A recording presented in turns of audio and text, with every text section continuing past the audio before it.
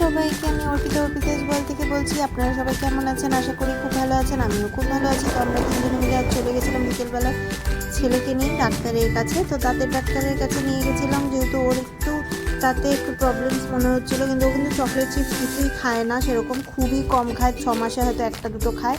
তো সেরকম জানি না কেন হলো। তো ঠিক আছে, তো ডেন্টিস্টের কাছে নিয়ে চলে এসেছি। তো এটা ওর ফার্স্ট এক্সপিরিয়েন্স। তো সেরকমভাবে খুব একটা যে ভয় পাচ্ছিল তাও না, সাহস করে বসে গেছে। তো এখানেও ডাক্তার দেখে দিচ্ছিলো ভালো করে। তো সেরকম বললেও সেরকম কোনো প্রবলেম নেই।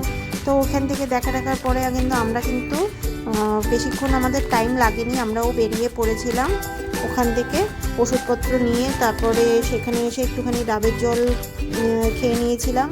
তো ডাবে যেহেতু প্রচণ্ড গরমও ছিল, সেদিনকার রাত্রিও হয়ে গেছিলো। তো এখানে এতটাই জ্যাম ছিল যে 1 মিনিটের রাস্তা পার করতে প্রায় 10 মিনিটের কাছাকাছি লেগে গেল। তো ওখান থেকে পার করে আমরা প্রায় বাজারের কাছাকাছি চলে এসেছি। ভাবলাম একটু সবজি বাজারও করে নিই। তো সবজি বাজার করতে চলেও এসেছি।